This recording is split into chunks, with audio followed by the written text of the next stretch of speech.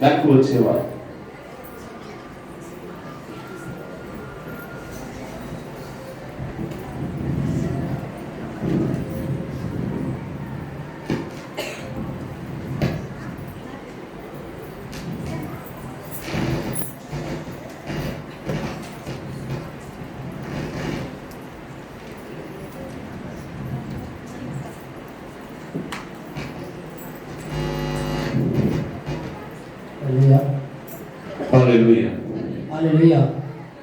ప్రభునందు నాకు అత్యంత ప్రియమైన దేవుని సంగమా, క్రీస్తువుకుల్ ప్రియమైన దేవుని సభయే, ఈ బైబిల్ స్టడీ ఆరాధనకు మిమ్మల్ని ప్రేమతో ఆహ్వానిస్తున్నాను. బైబిల్ స్టడీ ఆరాధనకు உங்களை அன்பாய் அழைக்கிறேன். ఈనాటి ధ్యానాంశాన్ని మనం తీసుకుందాం. இந்த நாளுக்கான தேவ செய்தியை நாம் எடுத்துக்கொள்வோம். పరిశుద్ధ గ్రంథము నుండి నిర్గమకాండము 17వ అధ్యాయము, వేదాగమగ్రంథ యాత్రాగమం 17వ అధికారం 1 నుండి 7 వచనాల వరకు తెలుగులో ఒకరు, తమిళ్లో ఒకరు చదువుతారు. 1 నుండి 7 వచనం వరకు తెలుగులో ఒకరు, తమిళిలో ఒకరు పడిపోం. తరువాత ఇశ్రాయేలీయుల సర్వ సమాజము యెహోవా మాట చొప్పున తమ ప్రయాణములలో సీను అరణ్యము నుండి ప్రయాణమైపోయి రెఫీదీములో దిగిరి. ప్రజలు తమకు త్రాగ నీళ్ళు లేనందున మోషేతో వాదించుచు త్రాగుటకు మాకు నీళ్ళిమ్మని అడగగా, మోషే, మీరు నాతో వాదింపనేలా, యెహోవాను శోధింపనేలా అని వారితో చెప్పెను. అక్కడ ప్రజలు నీళ్ళు లేక గట్టించుకొని మోషే మీద సనుగుచు, ఇదెందుకు? మమ్మను, మా పిల్లలను, మా పశువులను గట్టి చేయగా చంపుటకు ఐగుప్తులో నుండి ఇక్కడకు తీసుకొని వచ్చితిరనిరి. అప్పుడు మోషే యెహోవాకు మొరపెట్టుచు, ఈ ప్రజలను నేనేం చేయుదును? కొంతసేపటికి నన్ను రాళ్లతో కొట్టి చంపుదురనెను. అందుకు యెహోవా, నీవు ఇశ్రాయేలీయుల పెద్దలలో కొందరిని తీసుకొని ప్రజలకు ముందుగా పొమ్ము. నీవు నదిని కొట్టిన నీ కర్రని చేత పట్టుకొని పొమ్ము. ఇదిగో అక్కడ హేరోదులోని నుండి బండ మీద నేను నీకు ఎదురుగా నిలిచెదను. నీవు ఆ బండను కొట్టగా ప్రజలు త్రాగుటకు దానిలో నుండి నీళ్లు బయలుదేరునని మోషేతో సెలవీయగా, మోషే ఇశ్రాయేలీయుల పెద్దల కన్నుల ఎదుట అట్లు చేసెను.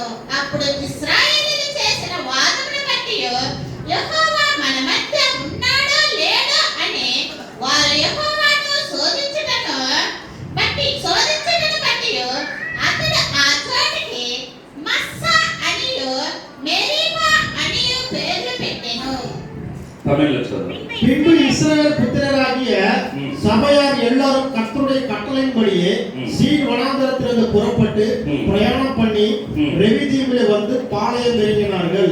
அங்கே ஜனங்களுக்கு குடிக்க தண்ணீர் இல்லாதிருந்தது. அப்பொழுது ஜனங்கள் மோசேயோட வாதாடி, நாங்கள் குடிக்கிறதற்கு எங்களுக்கு தண்ணீர் தர வேண்டும் என்றார்கள். அதற்கு மோசே, என்னோட ஏன் வாதாடுகிறீர்கள்? கர்த்தரை ஏன் பரீட்சை பார்க்கிறீர்கள் என்றான். ஜனங்கள் அவ்விடத்திலே தண்ணீர் தவணமாய் இருந்தபடியால் அவர்கள் மோசேக்கு விரோதமாய் முறுமுறுத்து, நீர் எங்களையும் எங்கள் பிள்ளைகளையும் எங்கள் ஆடு மாடுகளையும் தண்ணீர் தவணத்தினால் கொன்று போட எங்களை எகிப்திலிருந்து ஏன் கொண்டு வந்தீர் என்றார்கள். மோசே கர்த்தரை நோக்கி கூப்பிட்டு, இந்த ஜனங்களுக்கு நான் என்ன செய்வேன்? இவர்கள் என் மேல் கல்லெறிய பார்க்கிறார்களே என்றான். அப்பொழுது கர்த்தர் மோசேயை நோக்கி, நீ இஸ்ரவேல் மூப்பரில் சிலரை உன்னோடு கூட்டிக் கொண்டு நீ நதியை அடித்த உன் கோலை உன் கையில பிடித்துக் கொண்டு ஜனங்களுக்கு முன்னே நடந்து போ. அங்கே ஓரேபிலே நான் உனக்கு முன்பாக கண்மலை மேல் நிற்பேன். நீ அந்த கண்மலையை அடி. அப்பொழுது ஜனங்கள் குடிக்க அதிலிருந்து தண்ணீர் புறப்படும் என்றார். அப்படியே மோசே இஸ்ரவேல் மூப்பரின் கண்களுக்கு முன்பாக செய்தான். இஸ்ரவேல் புத்திரர் வாதாடின நிமித்தம் கர்த்தர் எங்கள் நடுவில் இருக்கிறாரா இல்லையா என்று அவர்கள் கர்த்தரை பரீட்சை பார்த்தது நிமித்தம் அவன் அந்த ஸ்தலத்திற்கு மாசா என்றும் மேரிபா என்றும் பெயரிட்டான். వాక్యాన్ని ధ్యానించుకున్నాం కదా. వచనத்தை ధ్యానిద్దాం అల్లవా. ఈనాటి ధ్యానాంశం యాత్రానుభవములు. இந்த நாளின் தியானாம்சம் அனுபவங்கள். பயணத்தின் அனுபவங்கள். பயணத்தின் அனுபவங்கள். ఇక్కడ చూడండి, ఈ యాత్రానుభవంలో இந்த பயணத்தின் அனுபவத்திலே ఇశ్రాయేలు ప్రజలను దేవుడు నడిపిస్తున్నాడు. இஸ்ரவேல் ஜனங்களை தேவன் நடத்துகிறார். సర్వ సమాజాన్ని తన మాట చొప్పున నడిపిస్తున్నాడు. சர்வ ஜனங்களை தன்னுடைய வார்த்தையின்படியே நடத்துகிறார். ఎక్కడ నుండి నడిపిస్తున్నాడు? எங்கிருந்து நடத்துகிறார் என்றால் ఐగుప్తు నుండి నడిపిస్తున్నాడు. எகிப்திலிருந்து நடத்துகிறார். సీను అరణ్యంలోకి వచ్చినారు. சீன் வனாந்தரத்துக்கு வந்தார்கள். అరణ్యము అంటే మీరు అనుకోవచ్చు అడవి అని అంటారు. வனாந்தரம் என்று நீங்கள் நினைக்கும் போது அது ஒரு காடு என்று சொல்வார்கள். కానీ అది అరణ్యము కాదు, అది ఎడారి. அது வனாந்தர அடை, அது ஒரு வனாந்தரமா இருந்தது. வனாந்தரம் அல்ல, அது ஒரு பாலைவனமாய் இருக்கிறது. அது வனாந்தரம் அல்ல, ஒரு பாலைவனமாய் இருக்கிறது. మనమందరం అనుకుంటాము సీను అరణ్యం అనేది ఒక అరణ్యం లాంటిది అనుకుంటున్నాం మనం. நாம் எல்லாரும் சீன் வனாந்தரம் என்று ஒரு பாலைவனம் என்று நினைத்துக் கொள்கிறோம். అక్కడ చెట్లు ఉంటాయి, నీడ చాటున దాగుకోవచ్చు అనుకుంటాం. அங்க மரங்கள் இருக்கும், சாய்ந்து கொள்ளலாம், நிழல் காட்டலாம் என்று நினைப்போம். ఎడారిలో ఏ యొక్క చెట్లు ఉండవు. வனாந்தரத்தில் எந்த ஒரு செடிகளும் இருக்காது. பாலைவனத்துல எந்த ஒரு செடிகளும் இருக்காது. பாலைவனத்தில் எந்த ஒரு செடிகளும் இருக்காது. ఈ ఎడారిని చూసినట్లయితే இந்த பாலைவனத்தை பார்த்தால் సీను ఎడారి నుండి சீன் வனாந்தரத்திலிருந்து రెఫీదీము దగ్గర వరకు దిగుతున్నారు. ரெபிதீம் வரைக்கும் புறப்படுகிறார்கள். వాళ్ళ ప్రయాణం అలసటతో కూడింది. அவங்களுடைய பயணம் மிக சோர்வானதா இருந்தது. అయినా కూడా సరే వారు దేవుని మాట చొప్పున ప్రయాణం చేశారు. ஆனாலும் கூட அவர் தேவனுடைய வார்த்தையின்படி நடந்தார்கள். ఇన్ ద బిగినింగ్ మన ప్రారంభంలో ఎట్లుంటారో తెలుసా? நம்ம ஆரம்பத்தில் எப்படி இருப்போம் தெரியுமா? దేవుని మాట చొప్పున నడుచుకుంటాం. தேவனுடைய வார்த்தையின்படி நடப்போம். ఎందుకంటే ఇశ్రాయేలు ప్రజల పట్ల దేవుడు చేసిన కార్యాలు అలాంటివి. ஏனென்றால் இஸ்ரவேல் ஜனங்கள் மத்தியில் தேவன் செய்த காரியங்கள் அப்படிப்பட்டதா இருக்கிறது. ఐగుప్తు దేశంలో దేవుడు భయంకరమైన కార్యాలు చేశాడు. எகிப்து தேசத்தில் தேவன் பயங்கரமான காரியங்களை செய்தார். దయతో నా వాక్యాన్ని ధ్యానపూర్వకంగా వినవలసిందిగా మనం చేస్తున్నాం. மேலே இருக்கிற வசனத்தை தியானபூர்வமாக கேட்க வேண்டும் என்று வாஞ்சிக்கிறேன். ఎందుకంటే నా కళ్ళన్నీ మీ వైపే ఉన్నాయి. என் கண்கள் முழுவதும் உங்களை நோக்கி இருக்கிறது. నాకు రెండు కళ్ళే ఉన్నాయి, కానీ మీ అందరి కళ్ళు నాకు కనపడుతున్నాయి. எனக்கு இரண்டு கண்கள் தான் இருக்கிறது, ஆனால் எல்லோருடைய கண்கள் எனக்கு காண்கிறது. జాగ్రత్త వాక్య ధ్యానపూర్వకంగా వినవలసింది. ஜாகிரதையாக வசனத்தை தியானபூர்வமாக கேட்கும்படியாக கேட்டுக்கொள்கிறேன். నా ప్రియ బిడ్డలారా, ఇశ్రాయేలు ప్రజలకు దేవుడు అనేకమైన అద్భుతాలు చేశాడు. இஸ்ரவேல் ஜனங்களுக்கு தேவன் அநேக விதமான அற்புதங்களை செய்தார். భయంకరమైన ఆ యొక్క ఐగుప్తు ప్రదేశము నుండి వారిని ఆ యొక్క బానిస బ్రతుకుల నుండి విడిపించినాడు. பயங்கரமான எகிப்து தேசத்திலிருந்து அடிமைத்தனத்திலிருந்து ஆண்டவர் அவங்களை விடுவித்தார். ఎలా విడిపించినాడంటే వీరి శత్రువులకి ఆయన చుక్కలు చూపించినాడు. அவங்களை எப்படி விடுவித்தார்?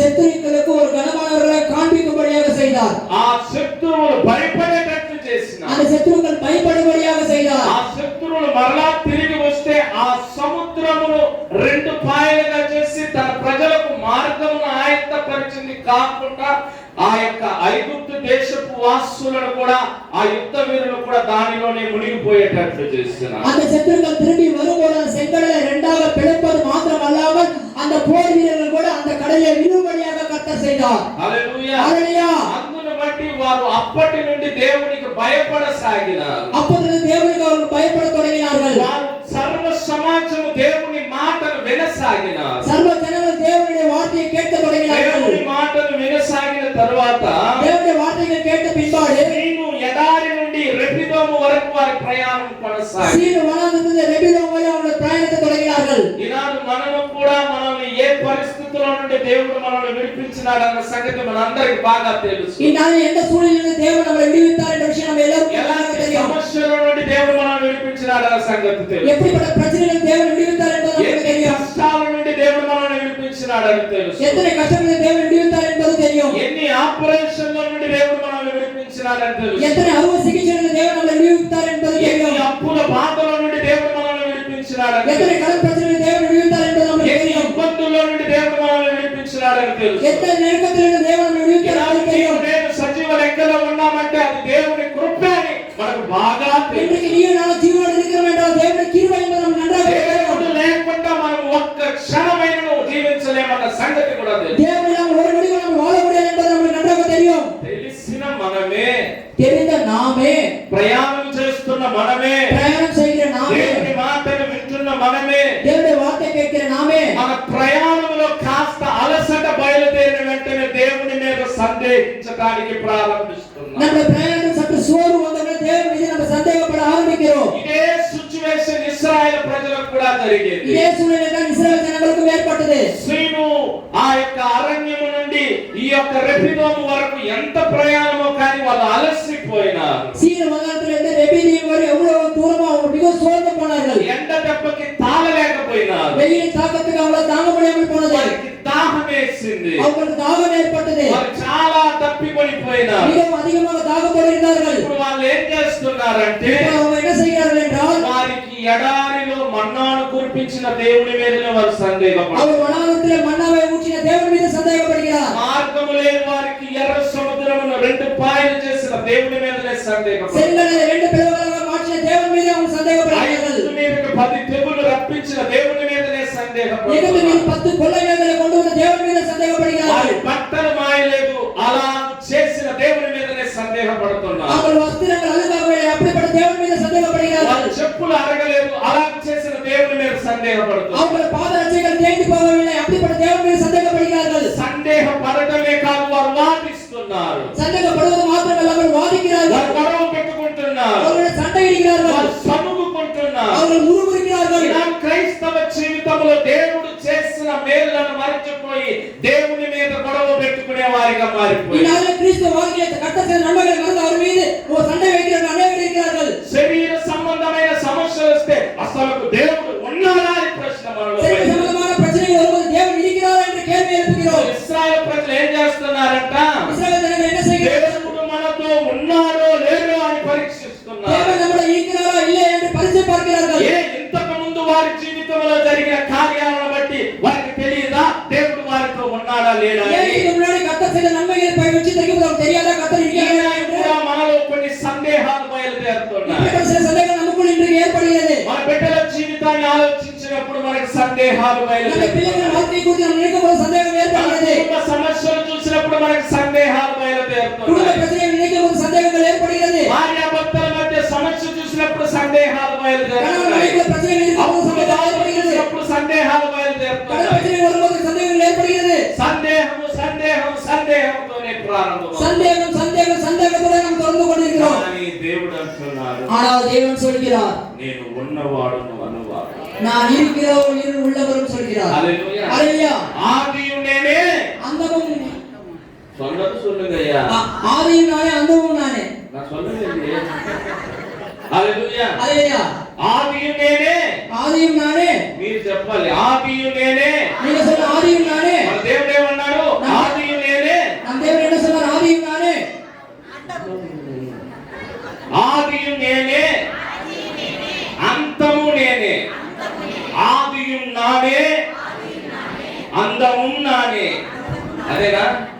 అదేనా? హల్లెలూయా. ஹalleluya. నా బిడ్డలారా గమనించండి. பிரியமான பிள்ளைகளை கவனியுங்கள். దేవుని మీద సందేహం, கர்த்தர் மீது சந்தேகம், దేవుని మీద సనుగు కొనటం, கர்த்தர் மீது முறுமுறுக்கிறது, దేవుని మీద వాదన చేయటం, கர்த்தர் மீது வாதாடுவது, దేవుని బిడ్డల మీద గొడవ పెట్టుకోవడం. கர்த்தருடைய பிள்ளைகள் மீது சண்டையிடுவது. మోసే ఎలాంటి వాడు తెలుసా? மோசே எப்படிப்பட்டவன் தெரியுமா? దేవుని చేత ఎంపిక చేయబడిన దైవ భక్తి కలిగిన దైవజనుడు. தேவனால தெரிந்து கொள்ளப்பட்ட தேவ பக்தியுள்ள மனிதன். 40 సంవత్సరాలు దీని కొరకనే దేవుడు చాలా భద్రంగా మోసేను తాకినాడు. 40 வருடங்கள் எதிர்க்காக தேவன் மோசேவை 40 வருடங்கள் காத்தார். దేవుడు చేసిన గొప్ప కార్యములలో అత్యధికమైన అద్భుతం ఏంటి అనంటే దేవుడే స్వయాన చెప్తున్నాడు, మోసే నేను చేసిన అద్భుతములో భయంకరమైన అద్భుతం ఏంటంటే నీ పితరులలో కూడా నేను అద్భుతం చేయలేదు, అలాంటి అద్భుతం నీ పట్ల చేసినాను. అదేంటో తెలుసా?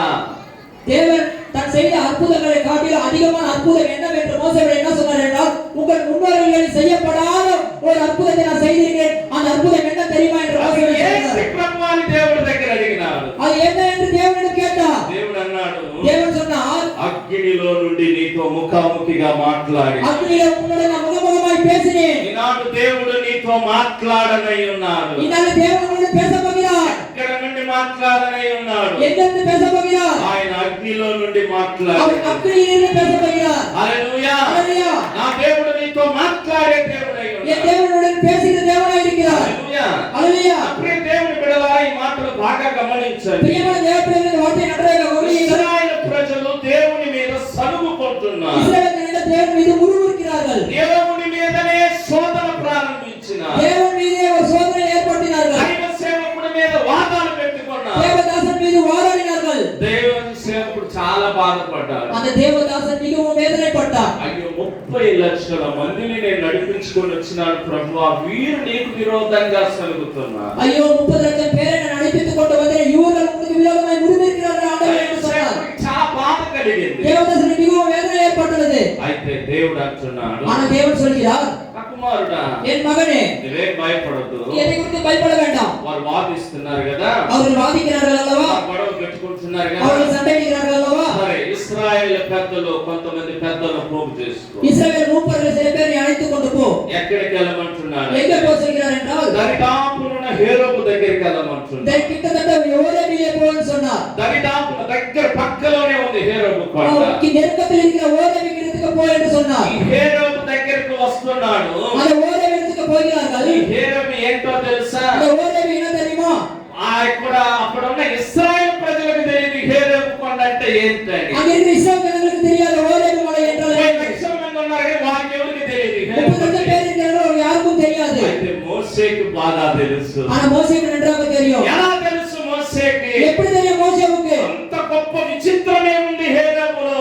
அந்த விசித்திரமான விஷயம் என்ன இருக்கிறது ஓரேபிலே? నేను ఇంతకు ముందు చెప్పినానే, నీతో ముఖాముఖిగా మాట్లాడినాను అగ్నిలో నుండి అని. இதுக்கு முன்னாடி நான் சொன்னேன், முகமுகமாய் பேசினேன் அக்னியிலே என்று. ఆ ప్రదేశం ఏంటో తెలుసా? அந்த இடம் என்ன தெரியுமா? అదే దేవుని పర్వతమైన హేరోబు. చప్పట్లు அதே தேவனின் பர்வதமாகிய ஓரேபி மலை. హల్లెలూయా. హల్లెలూయా. ఆ మాట చెప్పిన వెంటనే మోషేలో అత్యంతమైన సంతోషం. அந்த வார்த்தை சொன்னதுல மோசேவுக்கு அதிகமான சந்தோஷம் ஏற்பட்டது. నిజంగా ఈసారి దేవుడు గొప్ప కార్యాలు చేయబోతున్నాడు. உண்மையாக இந்த தடவை தேவன் உயர்வான காரியங்களை செய்ய போகிறார். హల్లెలూయా. హల్లెలూయా. ప్రయాణం ఇంకా సీనులోనే ఉన్నదేమో, உன்னுடைய பெயர் உன்னுடைய ஜீவிலே இருக்கிறது என்னவோ, సీను అరణ్యములోనే ఉన్నదేమో, உன்னுடைய பெயர் சீன் வனாந்தரத்தில் இருக்கிறது என்னவோ, ఇంకా నీవు రెఫిదములోనే నిలబడి ఉన్నావేమో, உன்னுடைய எபிதேவிலே இருக்கிறாய் என்னவோ, సీనులో నుండి ప్రయాణమయ్యేటప్పుడు నువ్వు అరుస్తున్నావేమో, சீன் வனாந்தரத்தில் புறப்படுவதை அழுகிறாய் என்னவோ, ఎంతసేపు తట్టుకోలేకుండా வெயில் தாக்கத்துக்கு தாங்க முடியாமல் இருக்கிறாய் என்னவோ, సమస్యలు భరించలేకుండా குடும்ப பிரச்சனைகள் தாங்க முடியாமல் இருக்கிறது என்னவோ,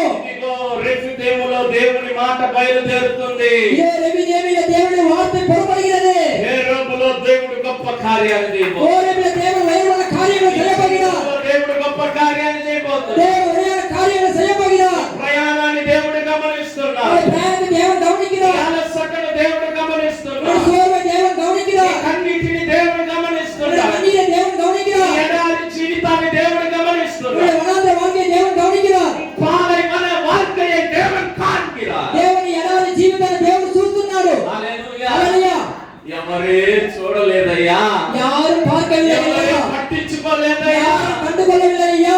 నా అనేవారి కనబడలేదయ్యా. நம்முடையவர்கள் யாரும் அகப்படவில்லை ஐயா. నేను కష్టాల మధ్య ప్రయాణం நான் అవుతున్నా, கஷ்டங்கள் மத்தியில் வாழ்ந்து ఇబ్బందుల கொண்டிருக்கிறேன். మధ్య ప్రయాణం என் అవుతున్నా. நெருக்கத்தின் மத்தியில் பயணித்துக் கொண்டிருக்கிறேன். అయ్యా, నాకు తోడట్టు ఎవరు లేరు எனக்கு துணையாக யாரும் இல்லை ஆண்டவரே. అని బాధపడమాకమ్మా. அப்படி என்று வேதனைப்பட வேண்டாம். దేవుడు హేరోబును నీ దగ్గర ఉంచి ఉన్నాడు. கர்த்தர் ஓரேபி மலையை உன் அருகில் வைத்திருக்கிறார். హేరోబులో ఏం కార్యం జరిగింది? ஓரேபிலே என்ன காரியம் நடந்தது? ఏమన్నా మీకు తెలుసో తెలియదో కానీ నాకు తెలుసా? நீங்க இருக்கிற உனக்கு தெரியுமா இல்லை எனக்கு தெரியும். అక్కడ ఉన్న ఇశ్రాయేల్ ప్రజలకు తెలుసో తెలియదో కానీ మోషేకు తెలుసు. அங்க இருக்கிற இஸ்ரவேல் ஜனங்களுக்கு தெரியுமா இல்லை மோசேக்கு தெரியும். హేరోబు యొక్క శ్రేష్టత్వం తెలుసా? ஓரேபிலே முக்கியத்துவம் என்ன தெரியுமா? నిర్గమకాండము 3వ అధ్యాయం 1వ వచనం చూడండి. யாத்ராகமம் 3ஆம் அதிகாரம் 1ஆம் వచనத்தை படிப்போம். మోషే ఆ, విద్యాను యాజకుడైన ఇత్రోను తన మామ మందను మేపుచు మోషే విద్యాను యాజకుడైన తన మామ మందను మేపుచున్నప్పుడు ఆ మందను అరణ్యము అవతలకు తోలుకొని ఆ మందను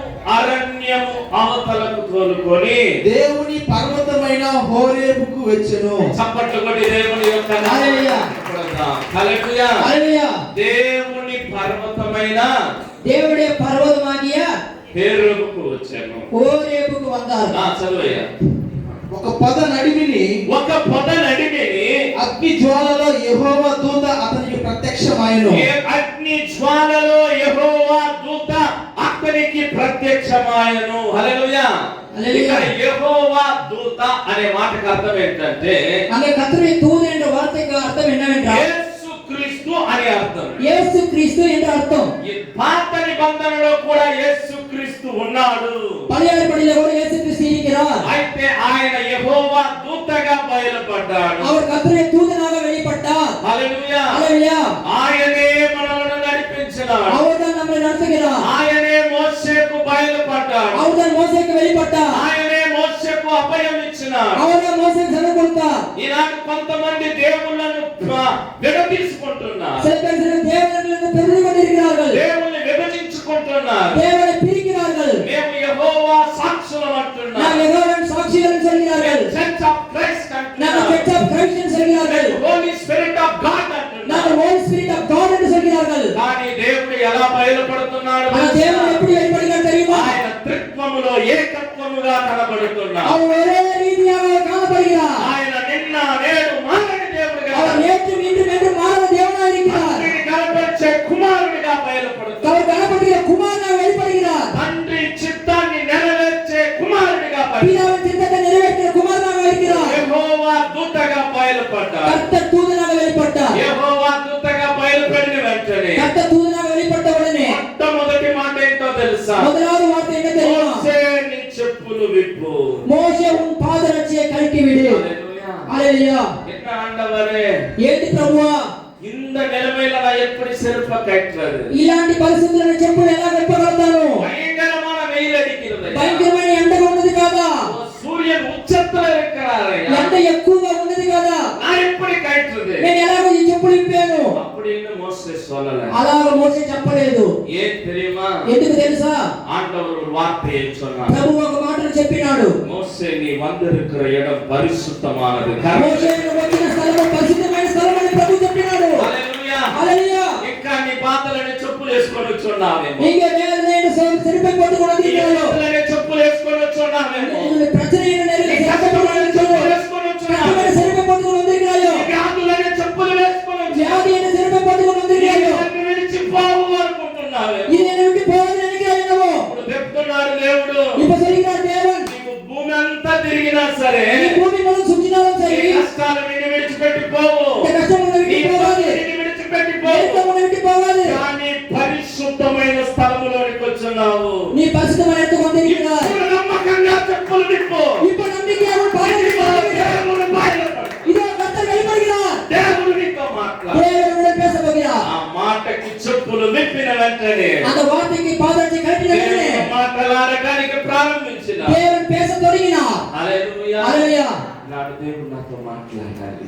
இந்நாள் தேவனுடன் பேச வேண்டும். దేవుడు నా కష్టాలను గమనించాలి. தேவனுடைய கஷ்டத்தை கவனிக்க வேண்டும். నా కష్టం దైవ సేవకుడికి అర్థం కాదు. என்னுடைய கஷ்டம் தேவதாசனுக்கு புரியாது. నా భర్తకు అర్థం కాదు. என் கணவனுக்கு புரியாது. నా భార్యకు అర్థం కాదు. மனைவிக்கு புரியாது. కానీ మనుషులకు అర్థమవుతుందో అర్థం అవ్వలేదు.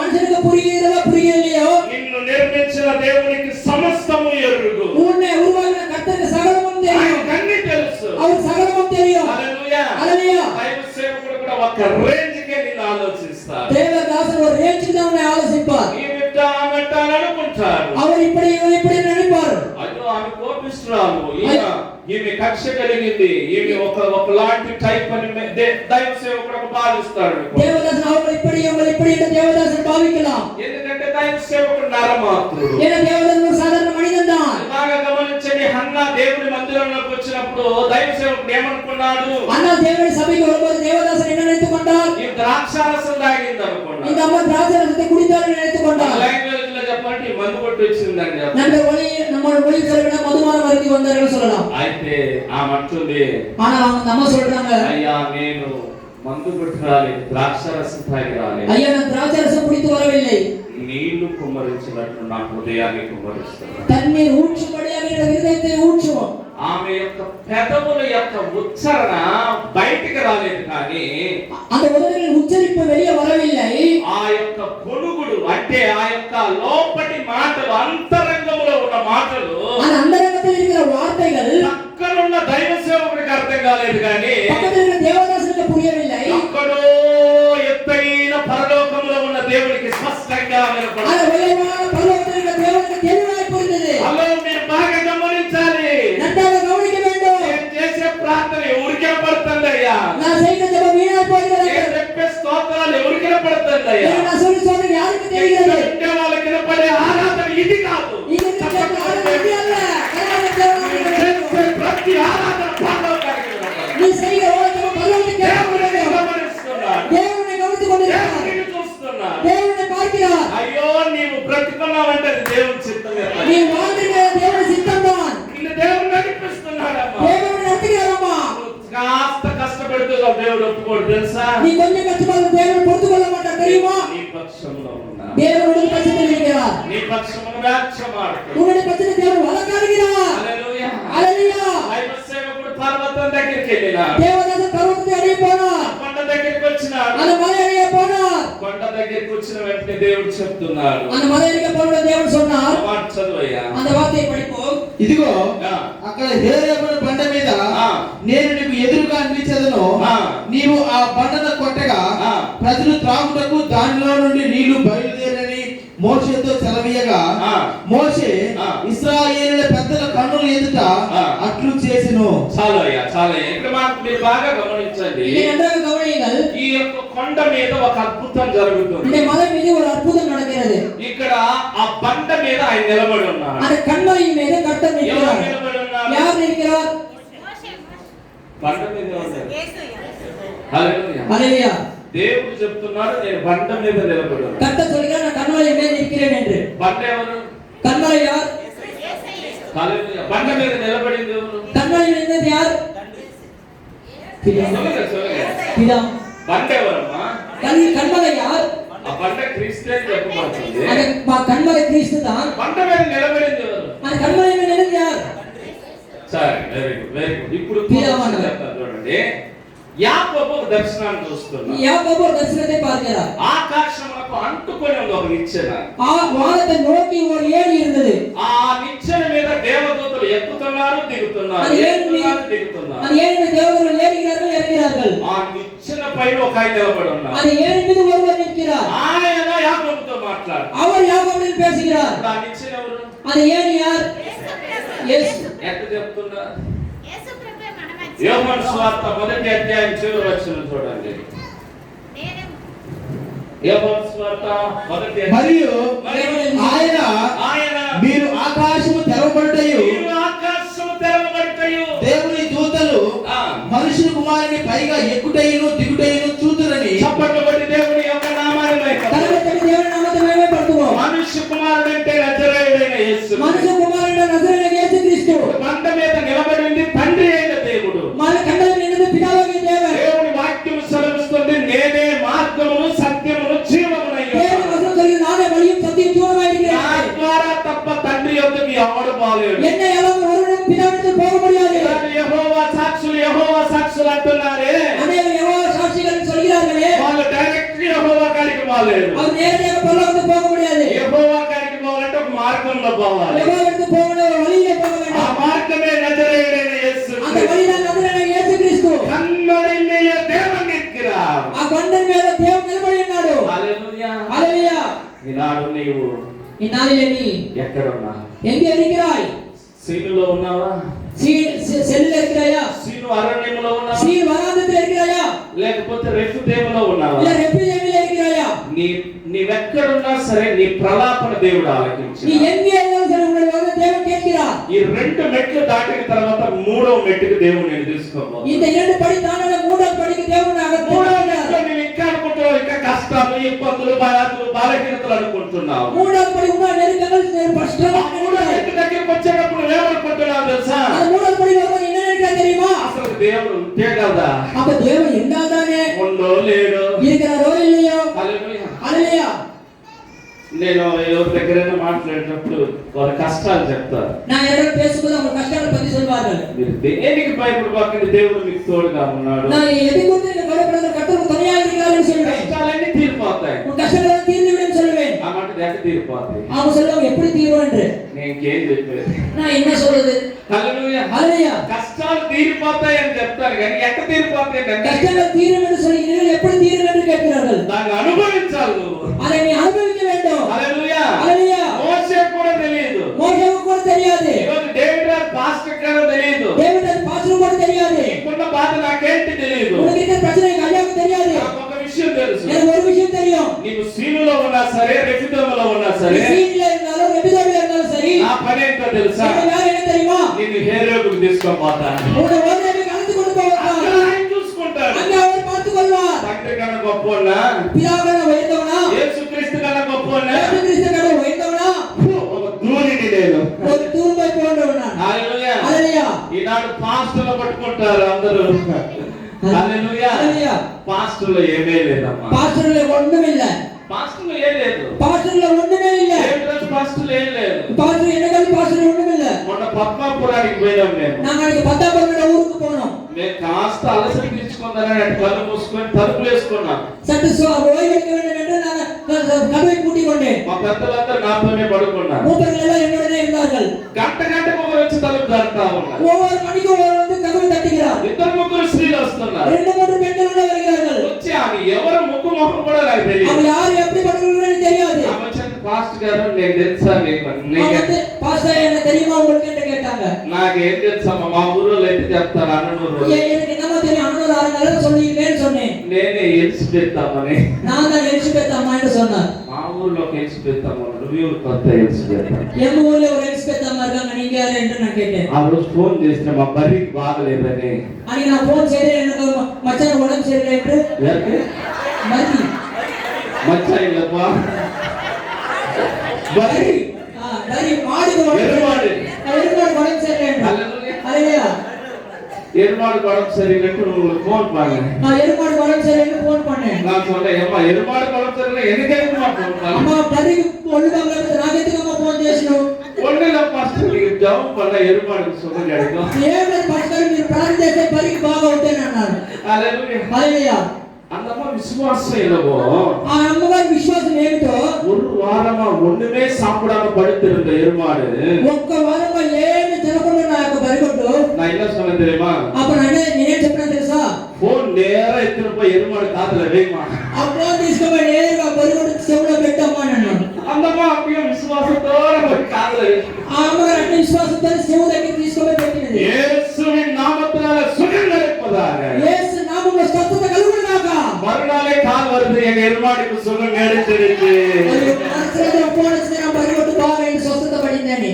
ఆ సిస్టర్ దగ్గరికి వచ్చి చెప్తుంది, அந்த సిస్టర్ வந்து சொன்னாங்க, నా మరికొడు బాగైంది, என்னோட எருமமாடு சுகம் பெற்றது, మా అత్తమ్మకు బాగైంది, என்னோட மாமியாருக்கு சுகம் கிடைத்தது. எனக்கு பஸ்ஸுக்கு ஆயிடுச்சு, మరికొడుకు బాగైంది, మళ్ళీ అత్తమ్మకు బాగైంది. ஐயோ எனக்கு ரொம்ப ஐயோ மாடிக்கு நல்லா இருந்தது, மாமியாருக்கு நல்லா இருந்தது சொல்றாங்களே என்று. హల్లెలూయా. హల్లెలూయా. వాళ్ళ అత్తమ్మకి కరోనా ఎఫెక్ట్, அவருடைய மாமியாருக்கு கரோனாவின் தாக்கம். కానీ దేవుడు విడుదలను అనుగ్రహించిన. ஆனா தேவன் விடுதலை தந்தார். ఇప్పుడు నేను అనుకుంటున్నాను, ఆమె ఏమనుకునేది తెలుసా? இப்போ நினைக்கிறேன், அவங்க என்ன நினைக்கிறாங்க தெரியுமா?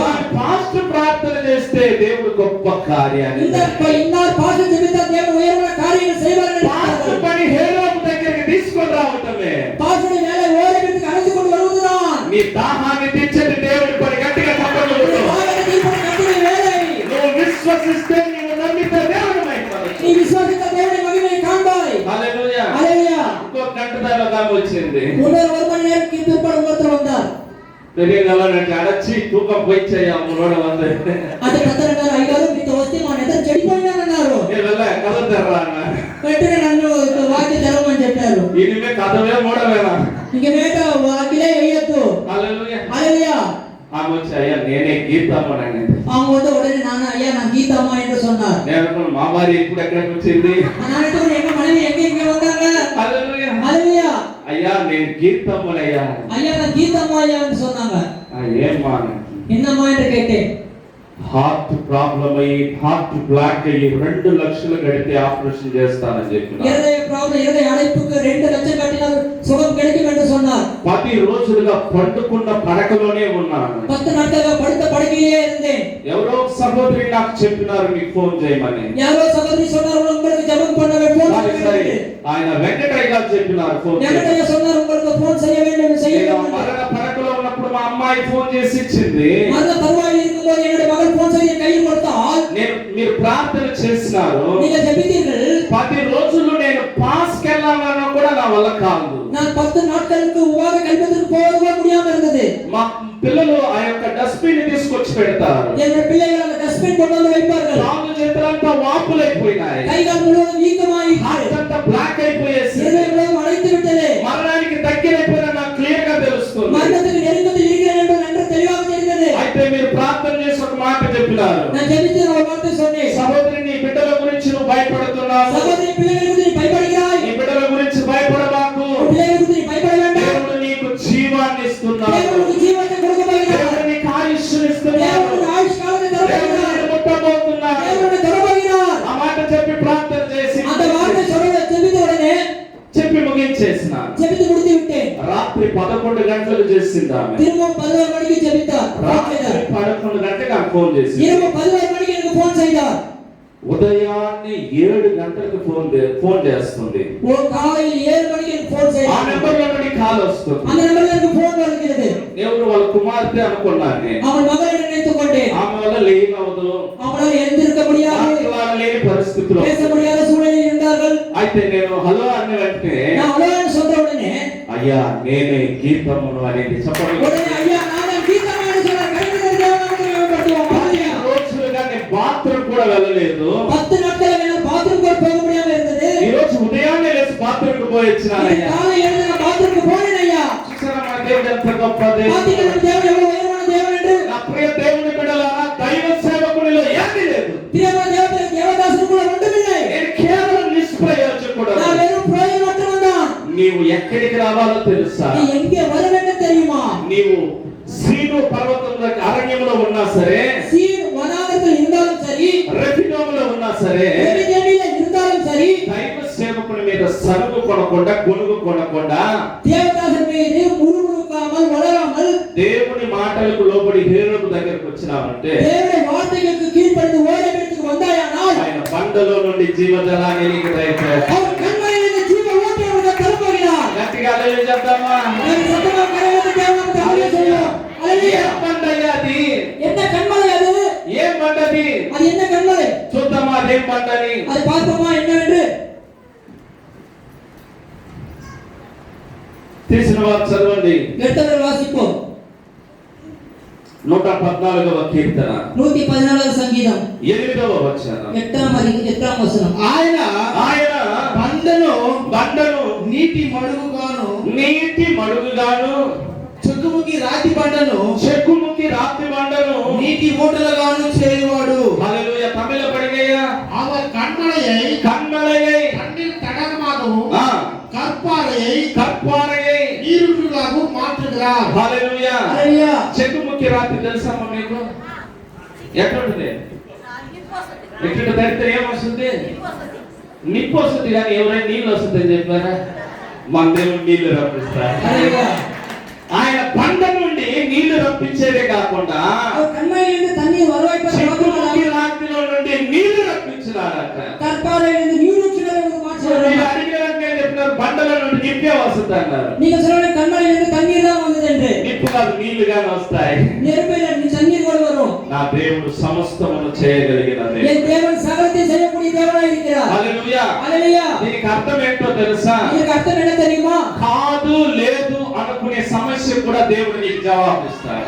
இல்லை முடியாது என்ற விஷயத்தை கூட கர்த்தர் உங்களுக்கு பதிலை கொடுப்பார். ముగించిపోయింది అనుకునే దానికి కూడా దేవుడు సమాధానం ఇస్తాడు. முடிந்து போனது என்று நினைப்பது கூட தேவன் சமாதானத்தை கொடுப்பார். నా భర్త మారడు అని అనుకుంటున్నావు, దేవుడు నీ భర్తను మార్చి ఇక్కడ కూర్చోబెడతాడు. உங்களுடைய கணவர் திருந்த மாட்டார் நீ சொன்னால் கர்த்தர் திருத்தி இங்க கொண்டு வந்து నా வைப்பார். బిడ్డలు బాగుపడరు అనుకుంటున్నా, దేవుడు నీ బిడ్డల్ని ఉన్నతమైన స్థానానికి నడిపిస్తాడు. என் பிள்ளைகள் திருந்த மாட்டார் நினைப்பது உங்கள் பிள்ளைகள் கர்த்தர் உயர்வான நிலைக்கு கொண்டு வருவார். అప్పులు తీరవు అనుకుంటున్నావు, దేవుడు నీ అప్పులు తీర్చి నేను అప్పు ఇచ్చేవారిగా మారుస్తాడు. உங்களுடைய கடன் பற்ற தீராத நினைப்பார். கடன் பற்ற தீர நீ கடன் கொடுக்கிறவரை கர்த்தர் உங்களை மாற்றுவார். మీ దగ్గర చెప్తున్నానే నేను.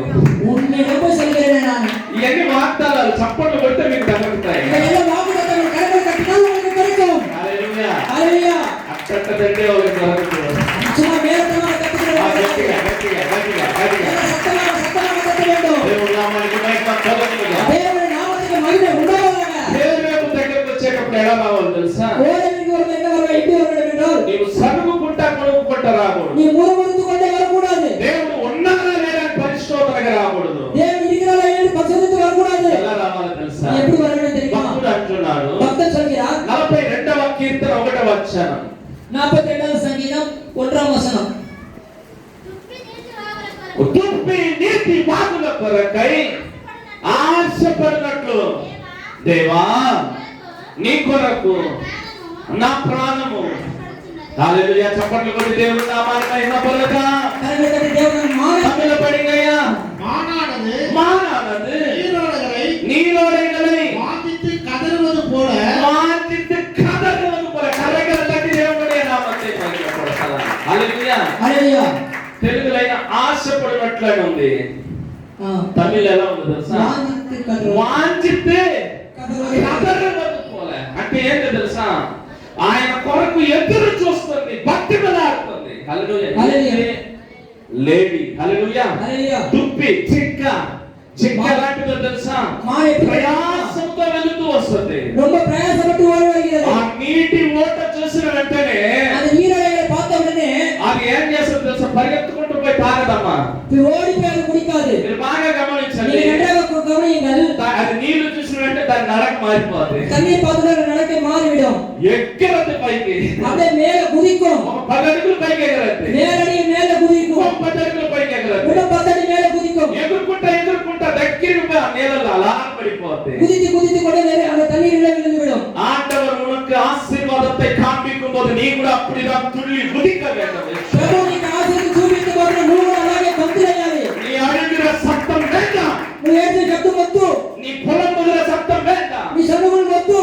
இதோ நீ வாஞ்சித்து நீ கதறுகிற சத்தத்தை தேவன் காண விரும்புகிறார். నువ్వు ఆశించిన నీ శబ్దం దేవుడు చూస్తున్నాడు. மாறானது வாஞ்சித்து காந்து அது கதறுகிறதாம். తుప్పి వచ్చి నీకు వాగులకు ఆశిస్తున్నదంట. హల్లెలూయా. హల్లెలూయా. ఈనాడు దేవుని వాక్యము కొరకు ఎంతమంది ఎదురు చూస్తున్నారు. ఈనాడు దేవుడి వసంతగా ఎత్తర పేరు ఎదుర్పార్க்கிறீர்கள். హేరోదు పర్వతం దగ్గర ఎంతమంది నిలబడి ఉన్నారు. హోరేబు పర్వతం ఎత్తర పేరు నిற்கிறீர்கள். హల్లెలూయా. హల్లెలూయా. కొంతమంది వ్యక్తిగత జీవితాలు ఏం చేస్తున్నారు తెలుసా? சில பேர் வீணான வாழ்க்கையில் என்ன செய்கிறார் தெரியுமா? హేరోదు దగ్గరకు వచ్చి హోరేబు మலையிலே வந்து అద్భుతాలను పొందుకొని అద్భుతங்களை పెట్టుకొని హేరోదులు ఏం చేస్తున్నారు తెలుసా? హోరేబు என்ன செய்கிறார் தெரியுமா? ఇశ్రాయేలు ప్రజలు ఏం చేస్తున్నారు? ఇశ్రాయేలు ప్రజలు என்ன செய்கிறாరు தெரியுமா? విష్ణువారు చదవండి. కీర్తనలు వాసికరాం. కీర్తనలు 106 చదవమ్మా. 119వ సంగీతం 106వ అధికారం 19వ వచనం. హోరేబులో వారు దూడన చేయించుకొనిది, హోరేబులో వారు దూడను చేయించుకొనిది, పోత పోసిన విగ్రహములకు నమస్కారం చేసిరి. హల్లెలూయా. హల్లెలూయా. இன்றைக்கு எத்தனை பேர் தேவனை உண்மையாய் ஆராதிக்கிறவர்களாய் இருக்கிறீர்கள்? ఎంతమంది దేవుని నిజముగా ఆరాధించేవారు? ஹோரேபின் இடத்துல அவங்க என்ன செய்றாங்க தெரியுமா? ఆ హోరేబులో వాళ్ళు ఏం చేశారు తెలుసా? ஒரு ఎరుమాట பண்ணி அதை ஆராதிச்சிட்டு இருக்காங்க. ఒక దూడను చేసి వాళ్ళు ఆరాధన. ఒక దూడను చేసి వాళ్ళు ఆరాధించినారు. ఆ దూడను చేసి ఏం ప్రయోజనము? அந்த கண்டுக்குட்டி చేసి என்ன ప్రయోజనం? ఆ దూడంట అది ఎర్ర సముద్రాన్ని దాటించిందంట. அந்த கண்டுக்குட்டி அந்த செங்கடலை பிளக்க ఆ దూడంట 10 ఆజ్ఞలను 10 తెగులు రాకుండా చేసిందంట. அந்த கண்டுக்குட்டி 10க்கு கொல்லவே வர. ఆ దూడంట మన్నాను కురిపించిందంట. அந்த கண்டுக்குட்டி மண்ணாவை குடிப்பித்ததா. ఆ దూడంట బండల నుండి నీళ్లు రప్పించిందంట. அந்த కண்டுకుட்டி కల్వరిలో తண்ணీర్ వరవెత్తదా. హల్లెలూయా. హల్లెలూయా. ఇంకా చాలా మంది దూడల్ని నమ్ముకొని ఉన్నారు. అనేకరు இந்த கண்டுக்குட்டிகளை நினைத்துக் கொண்டிருக்கிறார்கள். మీరు ఏమనుకోకపోతే ఒక మాట చెప్తాను. మీరు ஒன்று நினைக்கிறேன், நான் ஒன்று சொல்கிறேன். దూడలు నమ్ముకున్న వాళ్ళు దూడలే. கண்டுக்குட்டியை நம்பினவர்கள் கண்டுக்குட்டியாகவே இருப்பார்கள். హల్లెలూయా. హల్లెలూయా. దేవుని నమ్మిన వాళ్ళే దేవుని బిడ్డలు. దేవుని నమ్మినవர்கள் దేవుని పిల్లలుగా இருப்பார்கள். నీవు నమ్మిన ఎడల దేవుని మహిమను చూచెను. நீ హల్లెలూయా. நம்பின தேவனை மகிமையை காண்பாய். నీవేం చూడాలో తెలుసా? நீ என்ன பார்க்க வேண்டும் ఏం தெரியுமா? మేల్కొనాలో తెలుసా? நீ என்ன மேற்கொள்ள வேண்டும் தெரியுமா? నీటి ఊటల కొరకు దుప్పి ఆశపడినట్లు ఆశపడాలి. நீரோடைகளுக்காக மானது வாஞ்சிப்பது போல நீயும் வாஞ்சிக்க வேண்டும். ఒక మాట చెప్పి నేను ముగిస్తాను. கடைசியாக ஒரு வார்த்தை சொல்லி நான் முடித்து விடுகிறேன். మలాకి గ్రంథము 4వ అధ్యాయం 4వ వచనం చూడండి. மல்கியா 4ஆம் அதிகாரம் 4ஆம் வசனம்.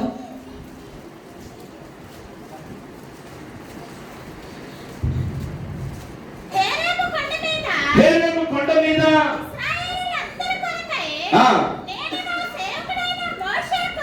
నేను నా సేవకుడైన మోషేకు ధర్మశాస్త్రమును నా కట్టడలను హల్లెలూయా. ஹல்லேலூயா. ఇక్కడికి వచ్చినప్పుడు నువ్వు చేయాల్సిన పని ఏంటో இங்க తెలుసా? வந்து பிற்பாடு நீ செய்ய வேண்டிய வேலை என்ன தெரியுமா? దేవుని ఆజ్ఞలను గైకొనాలి. கர்த்தருடைய கட்டளைகளை நீ கைக்கொள்ள வேண்டும். దేవుని యొక్క కట్టడలను నువ్వు పాటించాలి. தேவனுடைய கட்டளைகளை நீ பின்பற்ற வேண்டும். దేవుని ఉపదేశానికి నీవు లోబడాలి. கர்த்தருடைய உபதேசத்துக்கு நீ கீழ்ப்படிய வேண்டும். నీవు ఎక్కడికి వచ్చినావు అన్న సంగతి నీకు అర్థమైతే ఈ కార్యాలు నువ్వు நீ చేస్తావు. எங்கே வந்திருக்கிறாய் என்பதை உங்களுக்கு புரிந்தால் இந்த காரியத்தை செய்வாய். ఏదో లోకస్తులు వచ్చి నీళ్లు తాగిపోయినట్టు బాగోడదు. ஏதோ உலகத்தில் வந்து தண்ணீர் குடித்து போவது போல போகக்கூடாது. హల్లెలూయా. హల్లెలూయా. గిదియోను ఒక నది దగ్గరికి తీసుకొచ్చిన వెంటనే ప్రజలను దేవుడు వేరు పిలుస్తున్నారు. గిదియోను నదికి కొన్నప్పుడు జనங்களை వేరుపడినాர். అక్కడ చాలా మంది నీళ్లు తాగమంటే ఏం చేస్తున్నారు? అనేకరు తண்ணీర్ కుడిక சொன்னா என்ன செய்தார்கள்? దోషులు ఎత్తుకొని తాగినారు. கைகளை எடுத்துக்கொண்டு குடித்தார்கள். అయితే కొంతమంది కుక్క గతికినట్టు గతికినారు. சில பேர் நாய் குடிப்பது போல குடித்தார்கள். కుక్క గతికిన వారినే దేవుడు ఎన్నుకున్నారు. நாய் குடித்தது குடித்தவர்கள் கட்டளை మందిని దేవుడు ఎన్నుకున్నారు. பேர் கட்டளை தேர்ந்தெடுத்தார். హల్లెలూయా. హల్లెలూయా.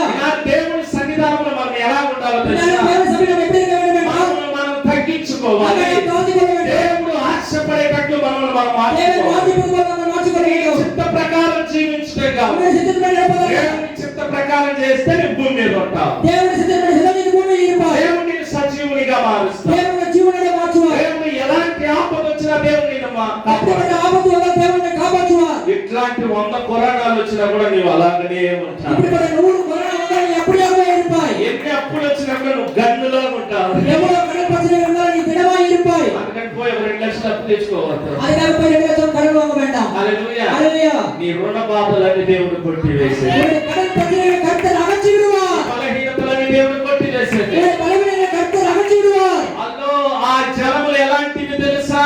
அந்த தண்ணீர் எப்படி పడుతుంది தெரியுமா? నీ వ్యాధులను నీ వ్యాధులను బాగుపరిచే జీవ జలములై. அது உங்களுடைய வியாதியை நன்கு சுகமாக்குகிற ஜீவ ஜலமாய் இருக்கிறது. బలహీనతలను మార్చే జీవ జలమై. உங்களுடைய பலவீனத்தை மாற்றுகிற ஜீவ ஜலமாய் இருக்கிறது. జీవితములో ఆశలను ఆయన ఆకాంక్షలను నెరవేర్చే జీవ జలమై. உங்களுடைய வாழ்க்கையில் இருக்கிற அவருடைய வாஞ்சைகளை நிறைவேற்ற ஜீவ ஜலமாய் ఆ இருக்கிறது. జీవ జలములు వస్తే సార్ నువ్వు గంతులు వేసేటట్లు దేవుని அந்த ஜீவ ஜலமுள்ள நீ துள்ளி குதித்து தேவ நாமத்தை மகிமைப்படுத்துவாய். అలాంటి జీవ జలమును అనుభవించాలంటే அப்படிப்பட்ட ஜீவ ஜலத்தை நாம் அனுபவிக்க வேண்டும் என்றால் సనుగుకుంటూ గొనుగుకుంటూ రాకూడదు. நாம் உலகில் கொண்டே மறுபுறுத்து கொண்டு இருக்கக்கூடாது. ఎత్తన వర్షమా సభకి వరయ్యా ఎన్ని సంవత్సరాల సంఘానికి వస్తున్నారు నౌకీలో ఒన్నుమే இல்லையே. నాకు ఏమీ లేదు.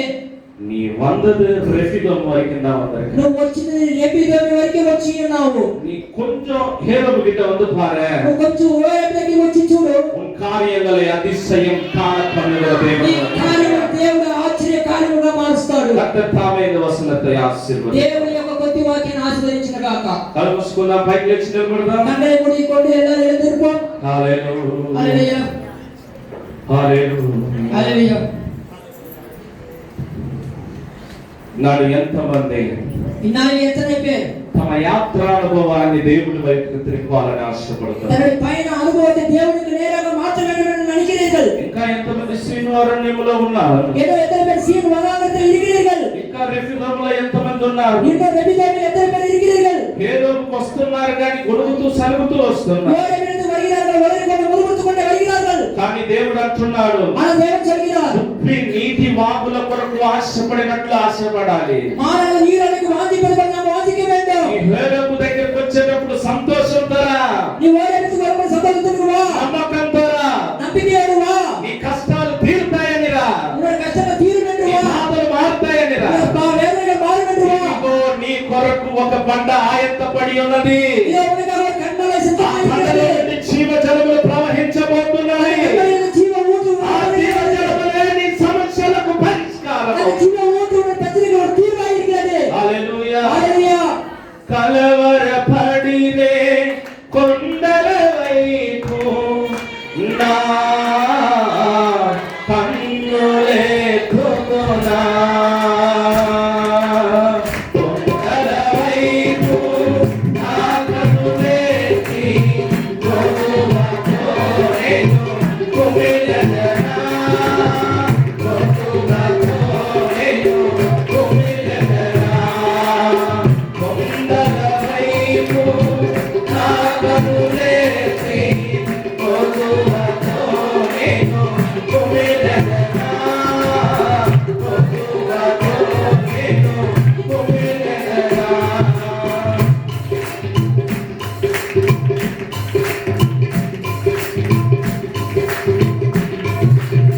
నీవు నాకుండగా, నీవే నా అండగా.